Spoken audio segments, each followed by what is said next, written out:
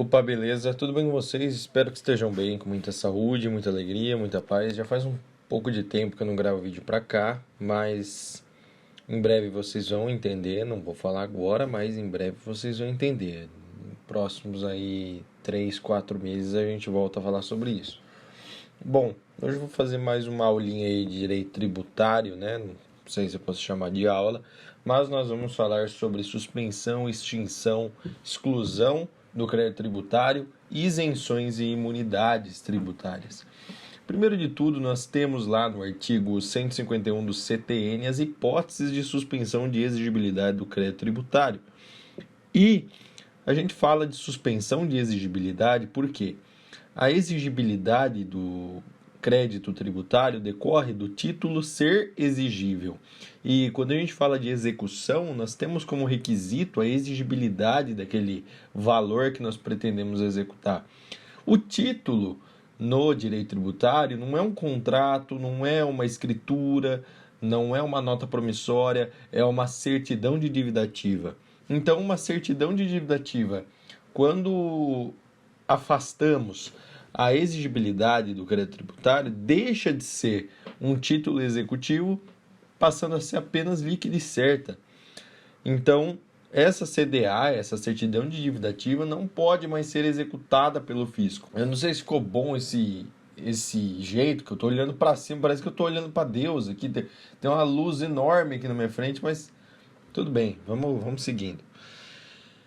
E quando a gente fala de formas de suspensão, nós vamos falar de moratória, depósito do montante integral, recursos administrativos liminares e parcelamento. Para lembrar de tudo isso, é só lembrar do chupão que a gente dá no pescoço da gatinha, que depois a gente limpa. Então, primeiro é morder e depois limpar. Morder, limpar. Estou colocando aí na tela, espero que dê para ver. Primeiro, vamos falar de moratória. Uma lei pode autorizar uma moratória. Essa lei ela é instituída pelo ente que cria o imposto. Então, cada ente cria a moratória e o parcelamento do seu próprio imposto. Portanto, a lei precisa ser oriunda desse mesmo ente tributário. Temos duas formas de parcelamento. A primeira é o parcelamento ordinário, em que é feito em até 60 vezes, com taxas, sem desconto, e é parcelado inclusive valores a título de multa, de juros e correções monetárias. Já nos parcelamentos extraordinários, nós temos um parcelamento maior que 60 parcelas, com desconto de multa e juros, se for o caso, né? O maior exemplo aí de parcelamento extraordinário são os refis. Muitas empresas esperam os refis chegarem para conseguirem se adimplir com os débitos tributários. Caso nós façamos o parcelamento antes da execução fiscal, nós estamos suspendendo a exigibilidade do crédito antes da propositura da ação. Logo, essa ação não poderá ser proposta. Caso a gente faça esse parcelamento depois de ajuizada a execução fiscal, vai parar a ação, vai suspender a ação para depois ser retomada em eventual inadimplência.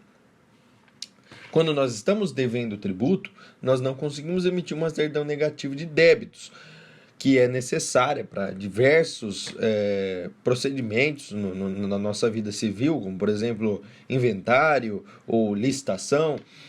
Se nós temos uma dívida tributária, não vamos conseguir emitir a certidão negativa de débitos tributários. Porém, se eu faço parcelamento ou uma moratória, nós vamos emitir uma certidão positiva que atesta sim que tem dívida tributária com efeitos de negativa. Tem dívida tributária, mas está sendo paga. Essa certidão positiva com efeitos negativos é expedida em todas as situações de suspensão de exigibilidade do crédito tributário. Para conseguir o parcelamento, existe um problema aí, porque o contribuinte renuncia a defesas administrativas e judiciais. Então, ele confessa a dívida e renuncia às suas eventuais defesas. Esse requisito para a suspensão da exigibilidade do crédito tributário é muito controvertido, porque impede o contribuinte de se defender antes da confissão da dívida, mas nada impede o contribuinte de discutir os critérios de cálculo do parcelamento e da moratória. Vamos para a próxima aqui. Depósito do montante devido. O fisco, quando nós estamos devendo para o fisco e nós não concordamos com aquela cobrança, o fisco, mesmo assim, pode cobrar o tributo, mesmo que o contribuinte questione a exigibilidade em juízo. Porém, se o contribuinte deposita o valor do tributo que está sendo cobrado pelo fisco em juízo, o fisco passa a não poder cobrar aquele tributo. Porque, ora, já está lá no processo, para que eu vou ficar cobrando? E essa forma de questionar o tributo pelo contribuinte é feita através de duas ações, a ação declaratória e a ação anulatória. A declaratória ocorre antes do lançamento do tributo. Pode ser uma ação declaratória positiva, assim, declaro que existe tal relação jurídica, ou negativa, declaro que inexiste a relação jurídica. Ou ela pode ser uma ação anulatória, que ocorre depois do lançamento do tributo. De todo modo, o contribuinte ainda pode sempre ajuizar o seu mandado de segurança se houver violação de direito líquido e certo. Mas, para cada lançamento, vai ser necessária uma ação anulatória. Agora, imaginem um lançamento que ocorre todos os anos.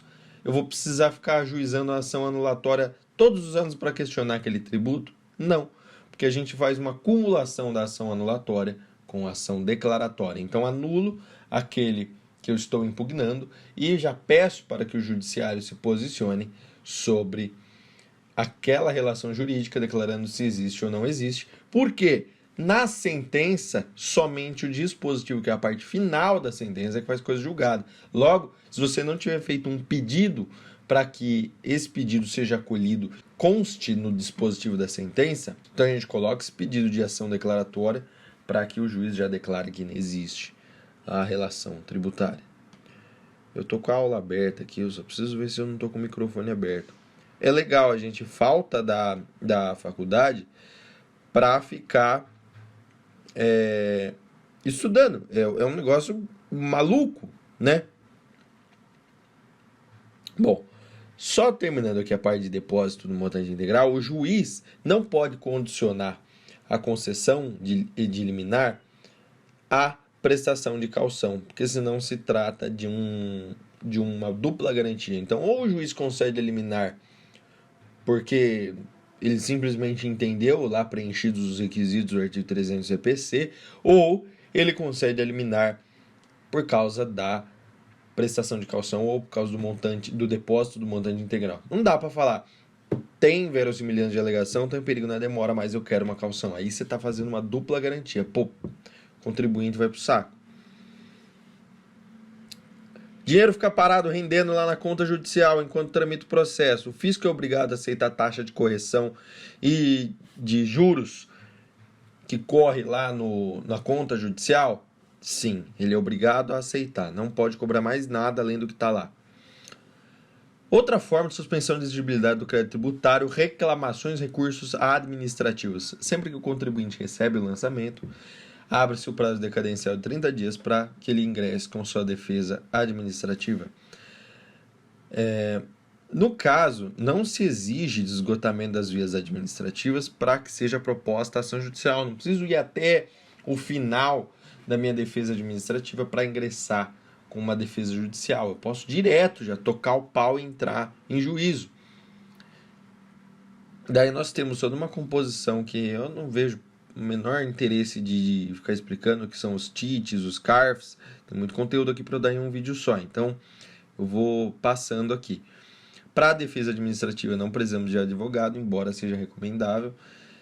Defesa administrativa inteirinha, gratuita e, o mais interessante, a decisão favorável ao contribuinte numa defesa administrativa faz coisa julgada. Então, se eventualmente o fisco lançar aquele tributo que já foi decidido em uma defesa administrativa novamente, não podemos aceitar esse lançamento, porque já teve coisa julgada, ainda que em sede de defesa administrativa. Bom, nós falamos de depósito integral do montante devido e agora nós vamos falar de concessão de liminares, porque daí nós estamos falando de uma tutela provisória de urgência ou evidência, tutela cautelar ou mandado de segurança que tem a sua natureza liminar naturalmente. Mas, como não vai ter o depósito integral do montante devido, não é só chegar no final do processo e o fisco ir lá e levantar o valor. Quando chegar no final do processo, a lei concede o prazo de 30 dias para que o contribuinte faça o pagamento daquele tributo que foi discutido naquela ação, sem incidência de juros e de multa, apenas de correção monetária. Mas mesmo assim, se chegar no final da ação, em que houve uma concessão de liminar, ficou sem pagar o tributo no processo inteiro, chegou na sentença, concluíram que deveria ter pago o tributo, não foi pago por ocasião da decisão de urgência, ainda assim eu posso parcelar esse débito lá no final do processo. Bom, deu 11 minutos de vídeo, eu ia começar a falar de causas de extinção do crédito tributário, mas está muito comprido o vídeo, então vai ficar com 25, 30 minutos, então eu vou deixar para outro vídeo, tá? De todo modo, eu espero que eu tenha ajudado.